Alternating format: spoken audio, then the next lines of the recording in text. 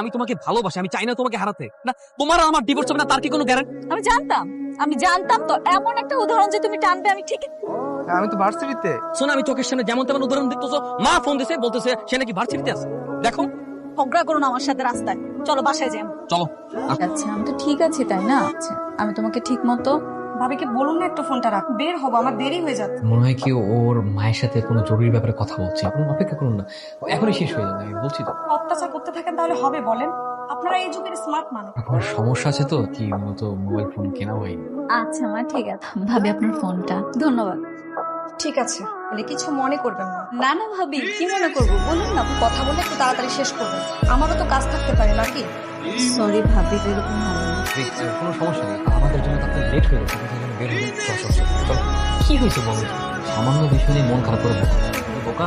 খবরটা একদম চাপাবাজি করো। রোজ মানুষের কথা শুনতে তোমার কাছে খুব গর্ববোধ মনে হলো, আমার কাছে বিষয়টা খুবই মোবাইল ফোন হচ্ছে আমাদের দৈনন্দিন জীবনে ব্যবহৃত সবচেয়ে অপ্রয়োজনীয় বস্তু। সত্যি সত্যি প্রয়োজনীয় হতো আমি তোমাকে অবশ্যই কিনে সর্বোচ্চ কত মিনিট কথা বলবো, সাথে 24 ঘন্টা রাখার কি দরকার? আমরা তো ওয়াশরুমে মাত্র 2 বার যাই, ওয়াশরুম রাখার কি দরকার আমাদের? সর্বনাশ, আমি জানতাম যে তোমার মাথার স্ক্রুটা ঢিলা, এই স্ক্রুটাও যে পড়ে গেছে সেটা তো জানতাম। কি ওয়াশওয়ার থ্রো না দিচ্ছ? তুমি যেমন কথা বলছো ঠিক তেমনই উত্তর পাচ্ছ আমার। আস্তে লেট হয়ে গেছে বুঝছো আফুর সাহেব।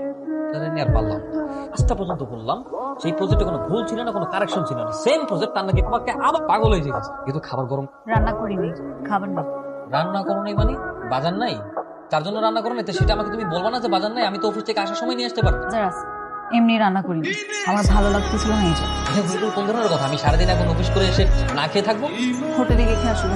মহা ঝামেলা বললাম তো কি এরকম এইভাবে কথা বলছো কেন? কি সমস্যা? আমাকে না বললে তো তাকে বলবো। বুঝো না, তুমি বুঝো না কি সমস্যা? পাশের বাসার ভাবির কাছে আমার এতগুলো কথা শুনতে হয়, এগুলো তো ভালো লাগে না আমার। আজকে উনি আমাকে অনেকগুলো কথা শুনেছে। সে কেন কথা শোনাবে? ফোন দিছে দেখে পাশের বাসার ভাবি একেবারে যন্ত্রণা অতিষ্ঠ হয়ে গেছে। উনি আমাকে এতগুলো কথা নিজের খেয়ে নিজের পরে আরেকজন কথা কেন শুনবো আমি? তো এই ব্যাপার। শুধু বুঝলে হবে না, আজকের মধ্যে আমি সমাধান চাই না। কিন্তু ব্যাগপত্র গুছায় বাপের বাড়ি।